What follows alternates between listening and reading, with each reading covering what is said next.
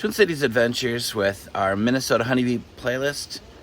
Today's video I'm going to talk about how to keep your hives cool in extreme heat. So the top things you can do is number one, decork your bottom brood box. Second, decork your middle brood box. Third is entrance reducer.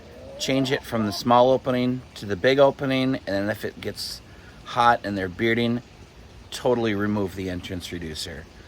The next thing is you need to provide water, and the next thing is if you can provide any kind of shade or any kind of protection from extreme sun. Let's go over a few of those things and I'll show you what I've done. And looky here, the bees are bearding. It's like 85, 90 degrees right now. It's gonna be 95 or more degrees the next 2 days.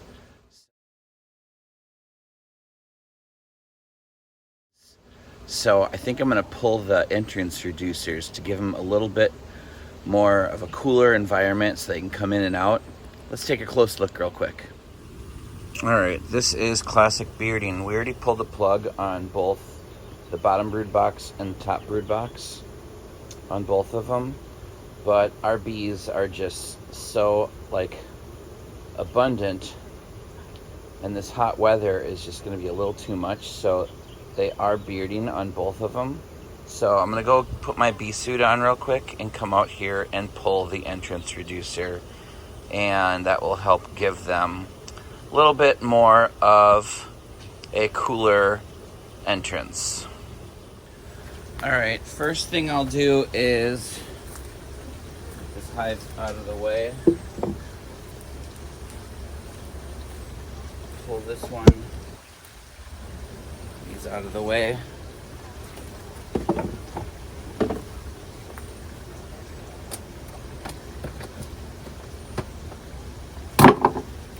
Take the straps off. Grab my hive tool.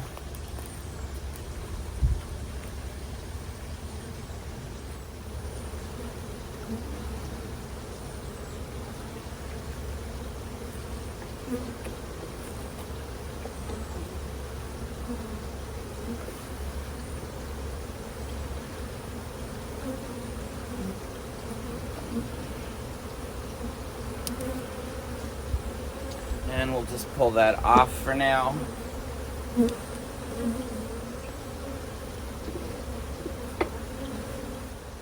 Then you can pop your top cap off and put a little wedge on top of your top box and then put the cap back on just to prop it up a little bit to get a little airflow if you want to. I'm not going to do that today because I'm just going to read how well they do throughout the next 24 hours first before I make that decision. And then I'll pop the ratchet strap off the other hive and pull the entrance reducer on that one as well. And then we'll just watch how that does over the next 24 hours before we do anything else.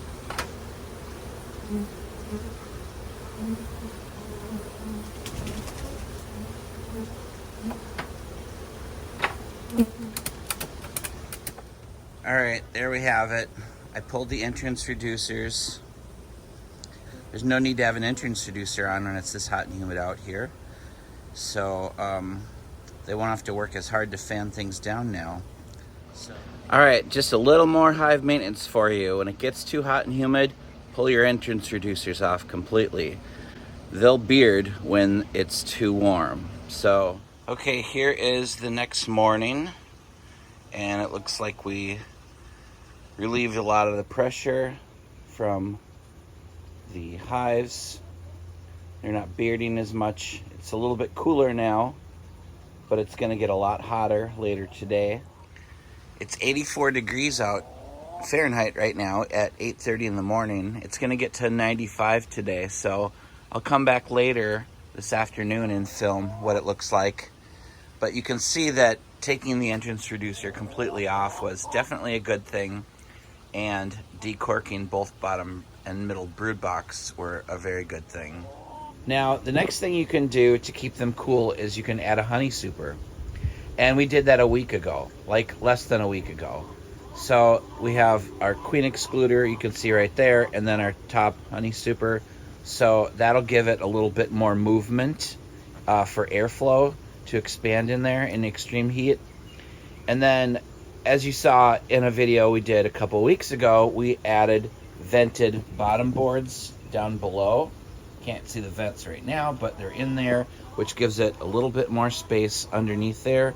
So we have vented bottom boards for more airspace. We have a top honey super for more airspace. Decorked both brood boxes and totally removed the entrance reducer. Okay, that being said, shade. We have a pergola that we built above our honeybee sanctuary. So now it's like mid-June. Today's June 21st. The grapevines are growing and providing more shade for this area. Okay, we did build a clear roof above them to protect them from rain and sleet and snow. There's some grapevines growing up there also. I'll come over here to the side. Try not to get hit by too many bees, but as you can see, these grapevines, they grow pretty aggressively. And you can see all the grapes coming down that are going to be hanging from the pergola. So that provides shade. So that's good. So we've got more airflow for the bees. We've got shade for the bees. And now let's talk about water. Let's go over here to the side.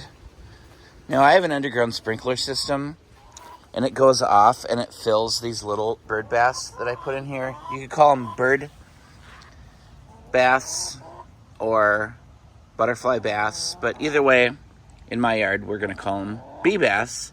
And I put vintage flower frogs in them, so then the bees could like hop on them. And you can find those at like antique stores, maybe estate sales. But the bees come over here and they drink in them, and the sprinkler system goes off every day and then fills them up. I have a couple more under there. I just sort of put a whole bunch of little drinking bird baths all around. That way they have multiple places they can find water. Here's another couple over here. So that's nice. There's another one down there. All right, the chickens are watching me, see what I'm up to. And then our other major water source for our honeybees is our koi pond right here. So luckily we have a huge water source, and there are pond plants, so the bees can hop on the pond plants and get water. But really they like to drink up here by the top pond, because where the waterfall is, it's shallow. There's a lot of places for them to get water. All right, here is the bees' favorite place to take a drink of water. Right over here, where they can land on the shallow edges and drink from the pond.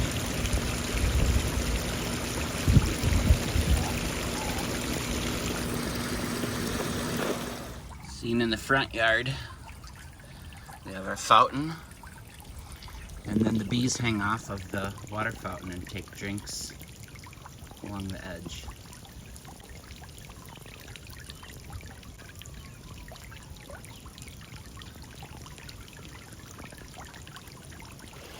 So I've heard that they could consume up to a gallon of water a day, and they'll bring it into the hive and they'll deposit it on the baby larvae and fan it to create a cooling system.